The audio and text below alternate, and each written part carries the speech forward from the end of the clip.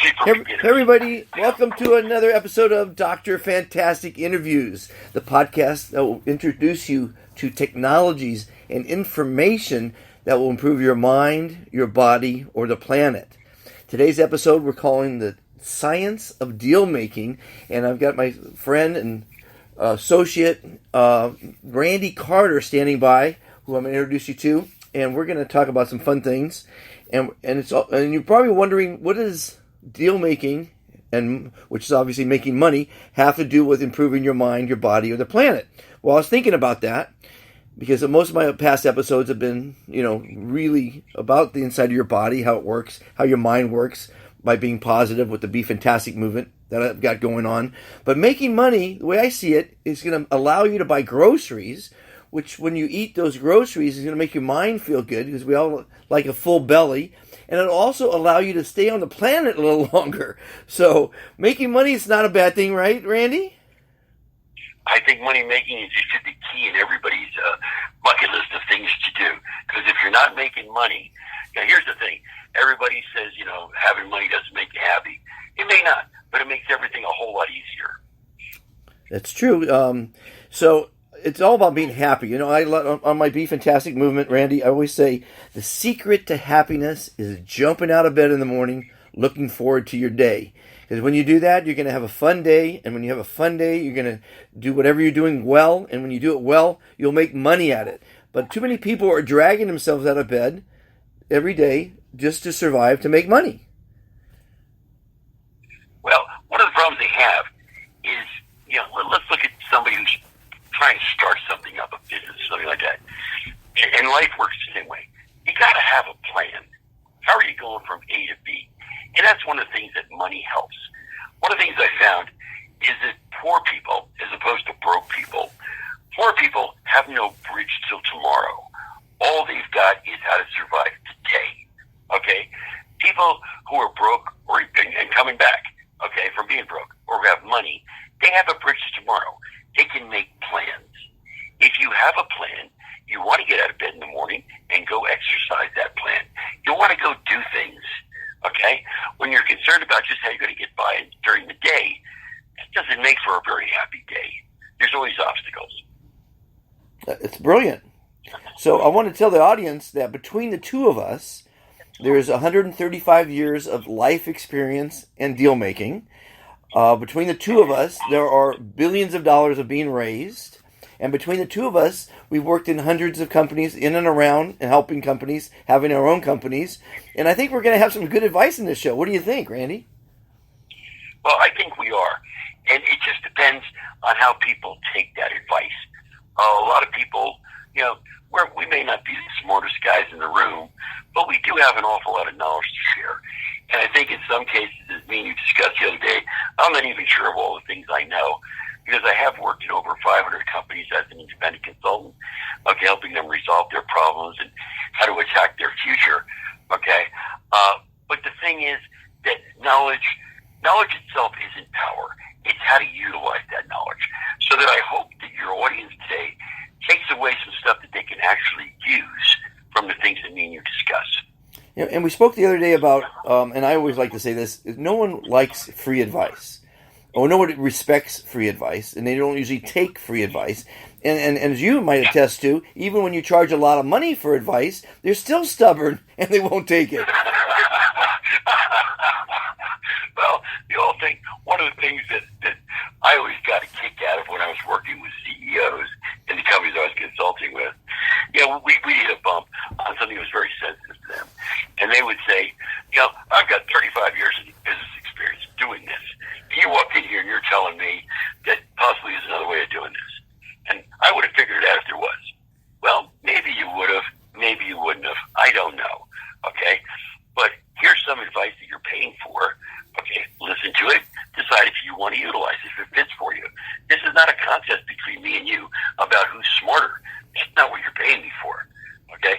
You're paying me for a way to help you get ahead and help you get the things that you want.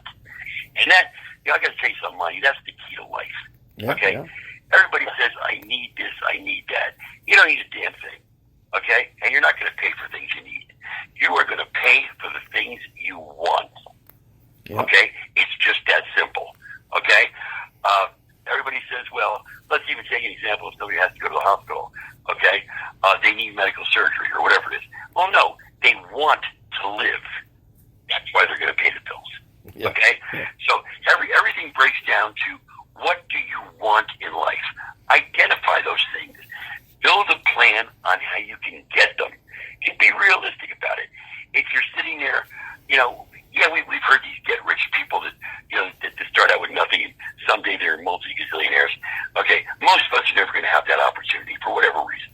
Okay? But it doesn't mean we can't live happy, prosperous lives.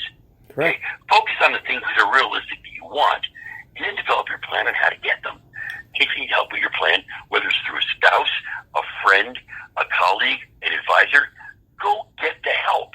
There's nothing wrong with asking for help, and most people are happy to help you. Yeah, speaking of coming from nothing, I'm sitting on a yacht right now in Marina del Rey. It's a gorgeous yacht. It's owned by a billionaire, and he started out broke, homeless, worked out of his car, sold encyclopedias. Another gentleman I met through him started out with a backhoe, and when I had them both together, and this is a funny story, I was on the older gentleman's yacht. It was about a $300 million yacht. And so I said, can I take a picture with you two guys? Because I like rubbing shoulders with billionaires. I don't know. Maybe it'll rub off, right? And why not? so the guy on the right, my right, was worth $12 billion at the time. He's the one with the big yacht. And the one on my left was worth $8 billion. So I snapped a picture and I sent it to a few friends. And I said, net value of these three guys, $20 billion. Which wasn't a lie, But actually, I wrote it even funnier. I said net value is $20 billion, $20. So I could exactly. You're the guy in the middle. Exactly. So I include myself in that. But do you know a guy named Jim France? Getting back to business, and when you start a business, you have to have a business plan, right? Have you ever met Jim France? A guy named I know I haven't. Okay, Jim France came up with a brilliant plan, and he called it FIIC. And that stood for Federal Investor Insurance Corporation. Now, as you know, and I know, and everyone listening knows, you can insure your life, your home, your boat, just about everything under the planet, right? Your artwork, your jewels, but you can't, or you've never been able to, as of yet, insure an investment. Well, this guy came up with this algorithm, and he spent a lot of money on it, and they analyzed every business since the 30s to date, and they came out with certain facets that make a business successful. And, things do change, but they're the basics. It's like on my show, the questions people ask me, it's always the same questions, relationships, money, things like that. But basically, if you have a solid business plan and you adhere to your plan, it's probably going to be successful, at least if it meets all the criteria. And they would not issue the insurance policy unless it met all those criteria. And they also had caveats to where if you don't follow your plan, which a lot of people don't, they go out when they get the money and they buy a Porsche, which was not in the plan, right? Or they spend it on something that wasn't in the plan. So following the plan is a pretty good idea. But also, a lot of people make the mistake of never asking for enough money to make the plan successful. Exactly. So that's a big mistake. Exactly. So they wouldn't give you the policy, which was going to be backed by Lloyd's of London. So you would go to an investor and say, I have a triple-rated insurance policy here on the $100,000 I need for this project. Here's the plan. Here's the insurance policy. He couldn't lose. Now, they figured out they would never, ever pay out a policy. And the reason being is they had the wherewithal and the knowledge on every business that they did give a policy to on how to make that business successful if they couldn't do it themselves. So if you didn't follow your plan or if you faltered, they had the right to step in and take over. So it was successful, right. So they didn't have to pay out. Isn't that brilliant? It is. Here's one of the things that I have found. I try to keep things as simple as possible when I'm talking to people. And it's not that I'm talking down to them, but simplicity makes lights go on in people's head. A lot of people, when they hear the term business plan, they think of some very complicated document that's etched in stone. Let's begin with something simple. I'm going from Las Vegas to Chicago. I get out my paper map, my Google map, whatever it is, and I map out how I'm going to get there. My goal is to get to Chicago. That's all a business plan is. It's that simple. It's a set of instructions of how you're going to go from A to B. And where a lot of people fail is exactly what you said. Okay, they endeavor upon their trip to Chicago, and they say, wait a minute, maybe I'll stop at the Grand Canyon. You know what? I'm thinking I want to go down and see the Alamo. You know what? Let's go down Georgia first. And they lose sight of what the goal was, which was to get to Chicago. And that's all a business plan is. It's a map of how to go from A to B and the steps we're going to take to get there. I'm going to stop at this motel and sleep for the night. I'm going to stop over here and get gas. I'm going to stop over here and get food. It's just a simple little map. It doesn't have to be complicated. As a matter of fact, when it is complicated, it's probably not going to work. Right. And the only thing I might add to that is the plan is to get to Chicago. When you get to Chicago, what's your exit plan? Oh, there's that too. Yeah, I was just getting us there. I was worried about how we're getting back home. I'm assuming there was something really important to do in Chicago. Because there's always that exit, or we're going to sell it. We're going to go do the IPO. We're going to, what are we going to do when we get to Chicago, right? Exactly. But a business plan isn't complicated. I got to tell you a funny story, and this will help you out. And I say I keep things simple. As a consultant, one of the things I used to do after my first couple of days in the business, I would meet with all the partners or CEO in their group, the other, C-suite people, and go over my findings. Well, I was working with a $20 million accounting firm in LA that had 8 partners. And I called them all into a meeting, my third day, and they started going over things. And the first thing one of them said to me, and this absolutely astounded me, was this was the first time since we started this firm that all 8 of us have been in the same room at the same time. Right away, I saw that as a problem. But I said, let's go over your financials. I said, first of all, let's go over your balance sheet. And I said, a balance sheet, is a snapshot of a picture in time of exactly where everything you have is at that moment in time. Okay? Here's your cars, here's your bank accounts, here's the things you owe people, blah, blah, blah. And at this minute in time, here's what it is. I got a whole bunch of laughs from the people in the crew who couldn't understand why. But I went on to explain the changes I saw on their balance sheet after doing comparative analysis over several years. I then went on and said, now let's talk about your P&L, your income statement. I said, what that is, that's the story of a trip we took. We started 12/01, January 1st, and during the year, we stopped, we ate food, we did this, we did that, and at 12:31 p.m., or actually 11:59 p.m., on December 31st, our trip was over. And here's the story of our trip in a P&L. Well, they cracked up to the point I couldn't talk. They were laughing so hard. I said, what is so funny? They said, in this room, we have over 200 years of experience. And we didn't know those things could be explained that simply. Well, Things don't have to be complicated. It's called the KISS. Break them down to simple. The KISS method. Right? Well, KISS? Everything is simple, Don't let people complicate things for you, When we're talking to new people who are doing something, they tell me about the obstacles they run into. And I said, well, where did that obstacle come from? Well, so-and-so. I said, okay, let's do something. This is your dream, your plan, It's good to be able to see some of the obstacles. If you're letting the obstacles actually getting in your way, instead of trying to figure out how to get around them to get to your goal. There are other people's obstacles, not yours. Stick with what you know how you're going to get there, and then we'll look at the things that could become hindrances to you, and we'll figure out ways around them. But define the goal first and make the map, and then we'll fill in the blanks. KISS. Keep it simple, stupid. Exactly. You're absolutely right. And there's a reason that's said, because it's the truth. And it's like, as a consultant, I realized, when I say keep things simple, I realized, I have degrees in economics and business and stuff, and all these experience. I can talk over anybody's head. Use words they've never heard before. And what purpose does that serve?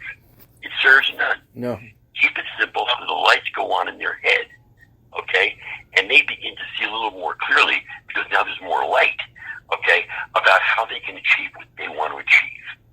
Well, I have a movement called the Be Fantastic movement, and I wanted to get the word out, and still, obviously, that's what I do every day to get the word out. That's why I do these podcasts. That's why I do my radio show, and that's why I do the YouTube and my speeches, right?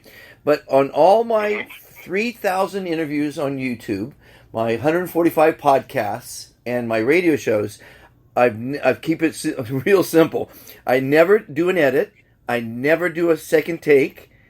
And I never do a rehearsal. I want to just be it real and fresh and honest, like you and I just having a conversation. And that's right. That exactly. For me, it keeps my life simple. I don't have to hire an editor and do special effects. And like Mike, who we have a deal going right now with, I talked to a little while ago, and he's, by the way, a couple of days away from getting that paperwork to you. He said that he listened to my radio show this morning, and he gave me a 1 star out of 5. And I like criticism. I like people to give me tough love, right? And I said, well, it's not an He says, you should put some jokes in there. I said, well, that's good criticism. Thank you for that. And I know I have to speak slower and with better diction. But I said, it's not an entertainment show. It's an infotainment show where I'm bringing information. And it's not. I don't care about the quality. I'm caring about the content. It's like a business plan. It could be... It doesn't have to be with the right margins and everything, as long as the content is king. They say content is king. It is. It is. I want to address something now that you said that. I'm going to move past the business plan for a minute and talk about raising money. And we can spend another podcast about. Oh my God! I was thinking about that before when I told you about the show. I was thinking this could be a 4-hour miniseries. Well, we probably could. I want to say something to your listeners, okay? Because this is the biggest thing that I have to challenge my clients on. And it goes like this. If it was your money you were investing, if I came to you for $5 million, what do you want to see from me? And the reason I say that is that people, when we're putting together their packages, okay, for an investor, and I say to them, I need this or this. And they say, you don't need that. Well, that's the silliest statement anybody could possibly tell me. And it kind of throws a whole bunch of cold water on what we're doing. Okay, because I'm not sitting back here trying to figure out things that will tie up your day and screw up your afternoon with you trying to develop this. Okay, I'm doing this because I know that if it was your money you're going to invest, this is something you would want to see.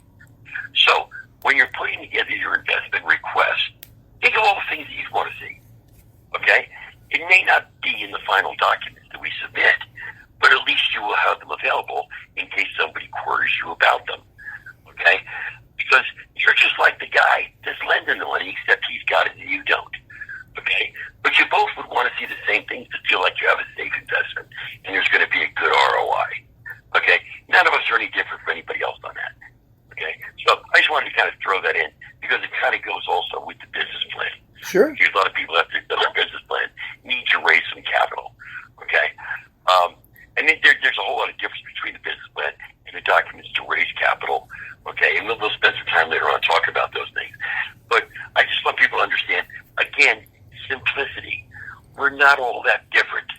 Some of us just have different experiences. Some of us may be smarter than other people. But we're not all that different. Okay? Everything we do, we want to succeed at.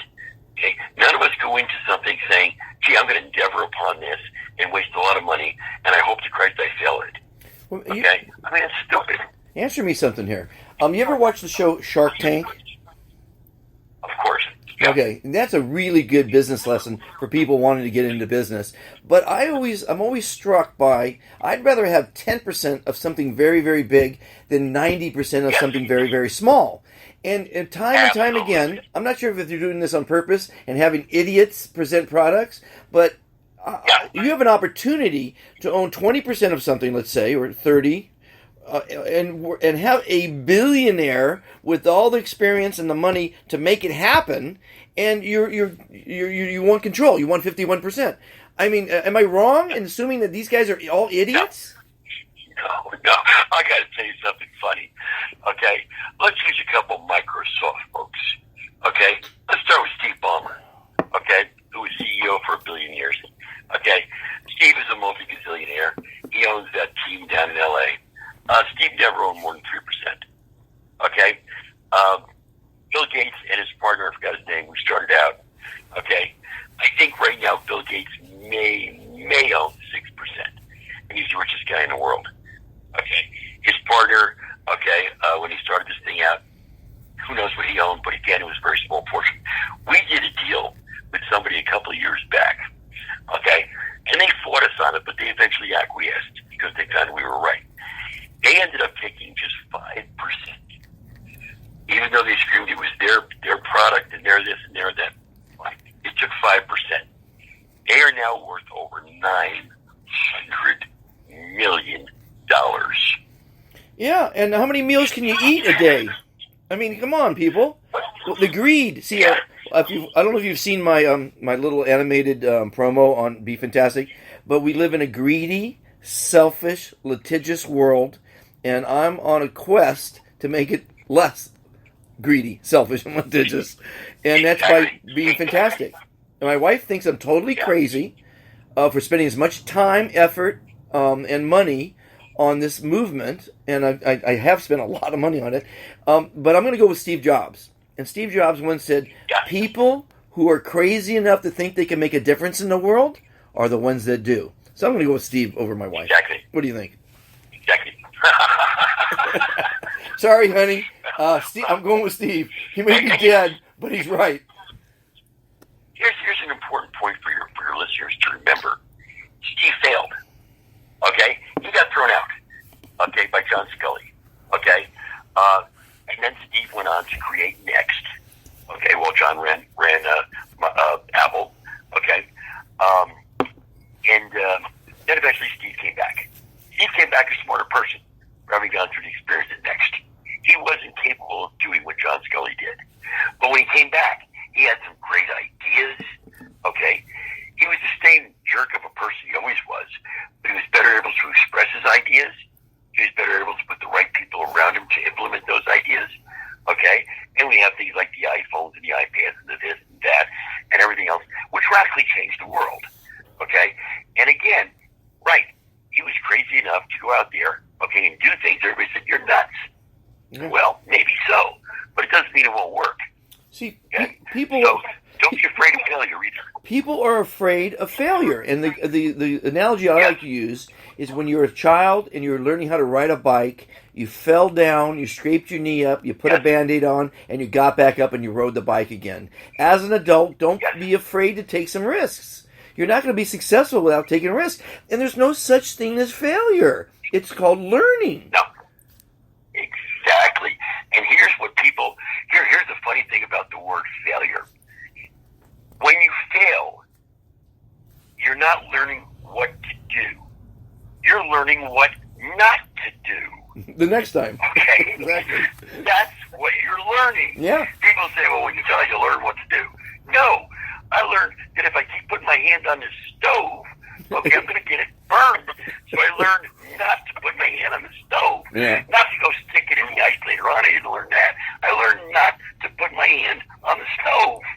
Okay? So embrace failure. Because, like I said earlier in our conversation here, I don't know all the things I know. Okay? But I know when an incident comes up, I can draw on the things I do know. Okay? So it's not to do the same thing stupid I did before. Right. Okay? That's what failure is about. Okay? We all make mistakes. And as you point out, that's part of learning. But what we're learning is what not to do when we make mistakes. Okay? And you can go ahead and make all kinds of new mistakes because you're thinking you learn how to do something. You're not. You learn how not to do something. Okay? And embrace that. Yeah. And I think people are afraid to be on top because then they could fall down. So if they stay on the bottom rung of the ladder, there's no risk. So they're real nice and safe. I had a friend who was a grip, and then he got a promotion. They said, no, I don't want a promotion. And they kept wanting to promote him, giving him more responsibility. And he said, no, I'm fine. Just, of course, he was a pothead, but I mean, still, that's besides the point. Yeah. He just wanted a nice, comfortable living, no risk, no responsibility, and that's fine for a lot of people. But it's you create your own destiny, in life. Here's the thing that a lot of people don't realize. Okay, we all tend, I think me and you chat about this the other day, we all tend to admire the wealthy and the successful and everything else, and we envy them and we're jealous of them and blah, blah, blah. And I mentioned the other day I'm not. And the reason I'm not is because I got a relatively comfortable life. Okay, I'm certainly not what everybody would say is super successful by any stretch. It's been comfortable, okay? And I consider it successful, okay? And here's the thing, basically. I realize those people have all those things that I covet and envy. They have their own set of problems. Oh, more. Okay? More. Bigger, a bigger set. And they're bigger. They're bigger, okay? Not only do they have to fight to get to the top, but they have to fight to keep control, okay? And yeah, it is rarefied air at the top. And not everybody can attain that. And I get that. Even when they get there, they can't breathe it. I've always found, this is a strange thing, I love climbing the mountain. I love that, okay? Many times I've gotten to the top. I sold a company, okay, many years ago, okay, that it took me several years to build, okay? And it sold for millions of dollars, okay? And the reason I sold it is, it's going to sound funny to you. It was a lending company because I've been in lending all my life, okay? And it was a lending company. And I realized when I started out the lending company, I was in the street. I loved talking with people. I was making loans and doing this and doing that. Okay, then I started the company, and I had a few managers, but I was still out there in the street. When I sold the company, I had 140 people working for me in 3 different states and internationally. I only talked to 6 people a day. And I was so far away from what was really happening in the world. I hated it. Okay? And that's so I sold the company. Okay? And that's one of the things that you got to realize. That just because you want something, you want to be at the top or whatever it is, maybe that's not really what you like. Like I said, I like climbing the mountain. Well, okay? It's a fun trip. One of the things I like to tell people is you don't want to wish wealth or fame on your worst enemy.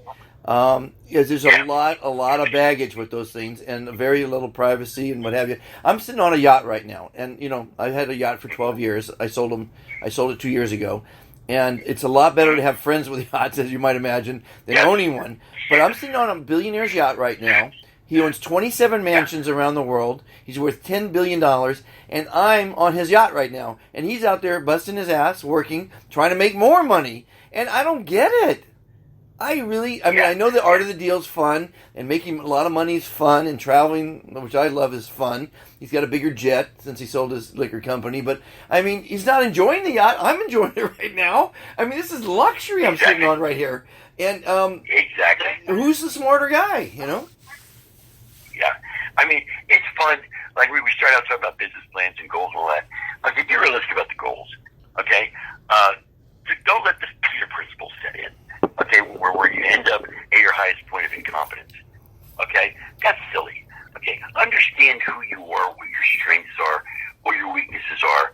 Okay, and what kind of things are going to make you happy, you and the people around you. Okay, what good is it if you've got all the money in the whole world and you're the meanest bastard in the world to other people? Well, what fun is that? Well, okay, you want to have a good social life. Yeah, J. Paul Getty. You heard about him, right? John Paul Getty.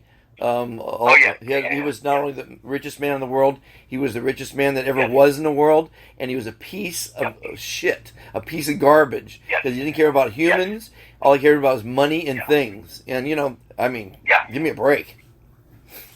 And the thing is, we're only going to be on this earth a certain number of days. We think in terms of years. Forget that. Think about number of days. Right.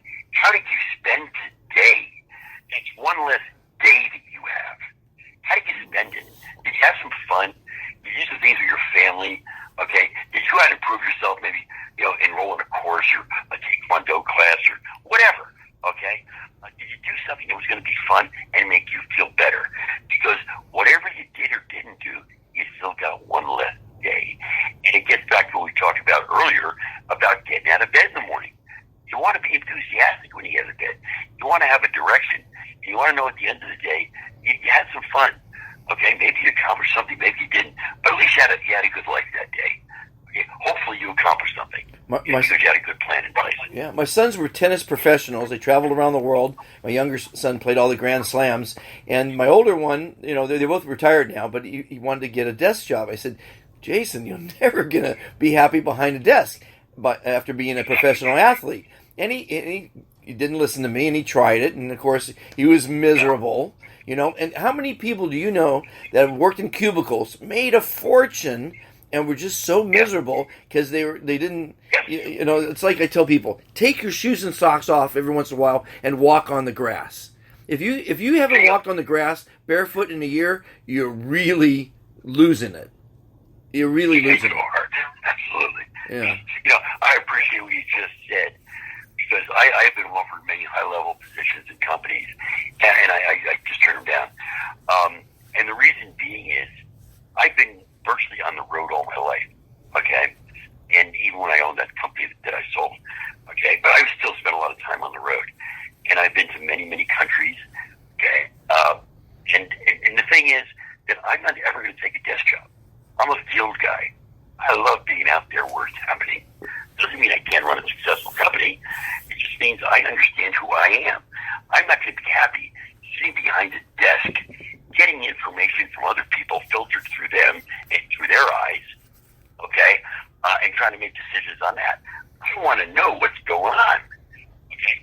And again, that's because I know who I am, and it addresses the point you just made, okay?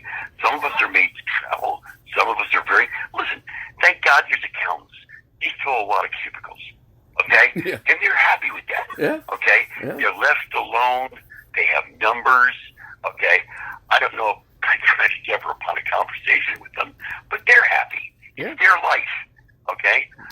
It's what they chose, okay? But I know that I could never do that. And again, it gets back to a plan. Well, what is your position going to be within the scope of that plan?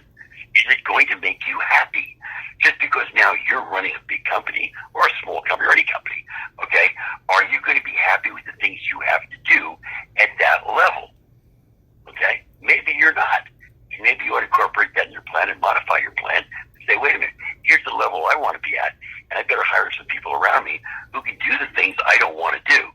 Doesn't mean you're not capable of doing them. You don't want to do them. And what I said earlier about what you want, okay, is the most important thing. Okay? So I need these are the type of things that, like I said, me and you can spend hours talking about these things with people. And be realistic in your plan, because if you have a great plan and you don't have any money invested in it, and it's just putting a bunch of elements together, don't expect to have 51% of the company. Be realistic, knowing that a couple percent is going to be good for coming up with a good plan, putting the right people in place, getting the money. It's like stone soup. Put together a great soup, but don't expect that you're going to, because you have very little vested interest in it, other than a good plan, that you're going to be a majority stakeholder. Be realistic. No, you're exactly right. And here's the other thing, too. If you got a good idea, don't be afraid to act on it. I got to tell you the funniest story in the world. I hate to admit this, but I'm a thief. I sit down with people, and over the course of years, I've heard some really great ideas. And when I'm sitting down with them, I'll say, well, listen, how do you plan to pursue this? Well, I don't know. It's kind of tough. I don't know. It's just an idea I came up with. Well, maybe a year or so will go by, and I will exercise my influence on that idea, and I'll pull something off using it, and they come back to me and say, that was my idea. I said, it was, yeah, but you didn't do a thing with it. It was a great idea. I wasn't going to let it just sit there and do nothing. Right. Okay? It was a great idea. And that's an object lesson for you. When you have a good idea, do something with it. Okay? If the purpose of you coming up with ideas is just for people to think how brilliant you are, fine. Okay? But what me and you both understand is that these good ideas are a good launching point for making money. But you got to do something. You can't just sit there with a good idea and hope that the money comes to you, because it's a great idea. Now, it doesn't work that way. On that note, I want to give it a little example. In 1980, I produced Ray Charles on his 50th birthday, and a guy came to me with a song called World Peace, and he wanted Ray to sing it at the concert. This is my first concert. I'm in my 20s. No experience whatsoever, but nobody knew it because I had all the confidence in the world, and they didn't have computers to check on past performances, right? There you go. And I pulled off a great concert, but and he said he had this song called World Peace. I said, this song has the potential to make history. I think it's wasted on just a single concert with Ray Charles. So what I'm going to do is I'm going to create something bigger, and it's going to have Ray and Michael Jackson and Pavarotti. It's going to have a whole spectrum of the world singing this song called World Peace. and I made it into a business plan, and it was like 18, 20 pages long, and I did what's called the poor man's patent. Now, the patent system's broken, and I got a whole story about that, but because you're telling everyone in the world how to copy your idea to the T. And that's really stupid in my opinion. So I did couldn't afford a patent, so I did a poor man's patent. And as you might know, and I'm going to educate the audience, a poor man's patent is where you share your idea in mail, address it to yourself or your lawyer, and never open it, have it certified, and one day in court you could prove it was your concept. Because I don't believe in the patent system. I think it's screwed up. I think it's broken. I think there's vultures and billionaires that have people waiting at every patent office, waiting for the next big idea so they could steal it and then be sued, years down the line after, the person proves that it was their idea. What's your thoughts on that? Right. Oh, by the way, no, I agree. By the way, my concert came out as "We Are the World." Isn't that just a wonderful thing that you put together? It is, and I'm proud of it, and I don't need to prove to anybody, people know I did it, and I'm happy just with the fact that I changed the world. And my next biggest thing is Be Fantastic, because that, my friend, is going to change the world. And your business partner, Ken, said to me, and Ken is extremely successful. He works with all the top billionaires in the world.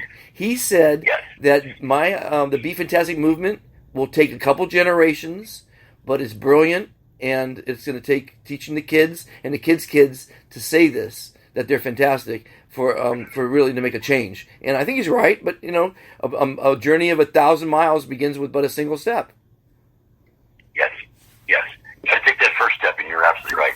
It's a shame as I listen to the news. I try not to, but you can't avoid it.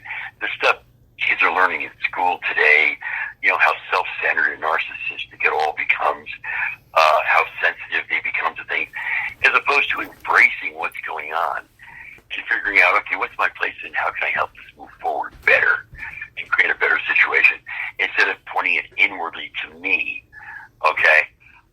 And it's a sad thing, and we may lose a whole generation of kids because of this, but it's okay. Okay, I remember my generation, the Vietnam War and stuff in the 60s. We all got past it. We grew up. Okay, these reality hit us. Yeah. And I think the same deal happened, but it's just a shame that there's so much time wasted.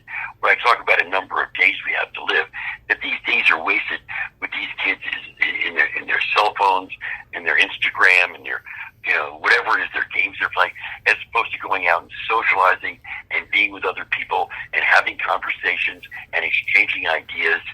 Man, it's such a different thing than what we grew up in. Now, what I'm trying to do on my app, as you know, I have a Be Fantastic app. It's on iPhone and it's on Android. It's an app that has fantastic products and services, and I'm looking for more fantastic things to implement into it so people can use it more often. I've got a lady that's my Caviar partner, and she has a game called IQ Range, and children play it. They have fun. They get educated. They can earn college credits, and they also can earn money because it's got sponsorships in it. And I'm going to try to implement that into my app to make it even more robust app. And I just want to represent fantastic products and services and people in this app. I don't know if you downloaded it yet or not, but it's an app for fantastic people. And I'm not going to endorse a person, a product, or a service that I don't think is fantastic. Speaking of that, Mike, who I introduced you to, called me this afternoon, and he told me about a little product that I think is going to be a lifesaver.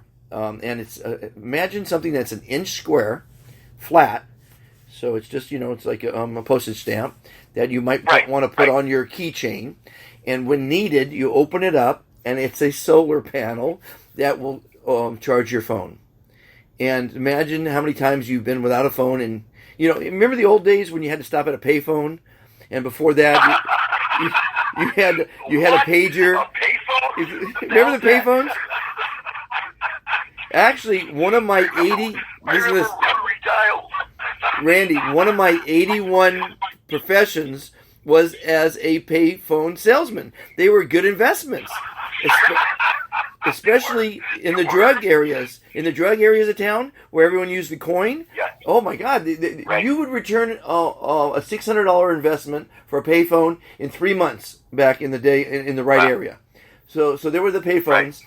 but the thing is, it's all about cell phones. And 30 years ago, I told my wife that the cell phone is going to be your bank, it's going to be your television screen, it's going to be your movie screen, it's going to be everything. It's going to be your lifeline. So imagine pulling out of your pocket, maybe you're stuck in the desert, and your phone's dead, and your car's dead, and you can open up this little solar panel, point it to the sun, and charge your phone and make I'm going to call it the Dr. Fantastic Lifeline, because literally the most important call you can make at times is 911. And if your phone's dead, guess what? It doesn't work. Yep. There you have it. That sounds like a great product, and it's one I can see, especially younger people having school-age kids or whatever, because sometimes they forget to go ahead and recharge their phone. Okay, and they may need it for an emergency. And having a little tool like that, okay, could literally become a lifesaver for them if they find themselves in a dangerous situation. So that sounds like a remarkable product whose time has come, and there's a real need for it. It sounds like it's something very easy to carry around. It's all on a keychain. And you know what? That to me is an insurance policy. You may never need it, but it's there. It's an insurance policy. That's why I want to call it the Dr. Fantastic Lifeline, because literally it will save your ass. It's not always 911, but in a business deal, it could save your ass. In a relationship, it could save your ass. It's all about communication, and people aren't communicating enough, even with the tools they have. They have the text, they have the email, they have the phones, and they still don't communicate effectively. It's ridiculous. Hey, I just thought of something for your app. Okay? And you just hit it on the head, communication. Here's an idea for you. Do what you want with it. Okay? When I go into your app, okay, you're going to have a space in your app with a topic. Okay? With a what? Whatever that topic is. A topic? Okay. A topic. Yeah. Yeah. Okay? The floods in Bangladesh, whatever. And when I hit that topic, I'm going to be connected to another Be Fantastic person, and we are going to talk about that topic. We're going to communicate. We're going to exchange some ideas. Okay? Well, I have it already. As opposed to me just... I actually have it. It's called Meet. It's called Meet Other Fantastic People, and whether you want to find a tennis partner or a mate or a business partner, you put in what you're looking for, and you have to be honest though. It's almost like it started out as a dating app, but I didn't want it to be a dating app. I wanted people to find a tennis partner, find someone they could just talk to, but you have to be honest. The whole key to a dating app or anything like is honesty. And people don't want rejection, but I tell people, not everyone's going to love you. You only need one person to love you. I'm going to tell you something. Here's the reality. Most people aren't. Exactly. They don't know you. I know. You're just the other guy. Well, nobody wants rejection. Nobody wants rejection. Yeah. Here's the thing that I tell people when something bad happens to them, and they say, "I just thought that only happens to other people." I said, "Listen, everybody else in the world, you are other people." Exactly. Why shouldn't it happen to you? Well, Randy, we only have 45 seconds left. I guess this thing has a 45-minute limit. Can you believe we've been talking for 45 minutes? No, I got a good time with you. Good. I appreciate you putting me on and sharing some ideas with you. all my radio shows and all my apps and all the things that I do, sometimes it's just one-on-one, but I do record it. And I say if no one else listens, the more important thing is I had a great time and you had a great time. And if one person listens to it, and I've had a lot of people tell me how it helped their lives to listen to some of my shows, then it's a blessing. We have 15 seconds. Randy, you're an amazing man. I look forward to doing lots more deals with you. Everybody, be fantastic. Thanks for listening in. Randy, you don't have to sign off, but everybody, have a fantastic life.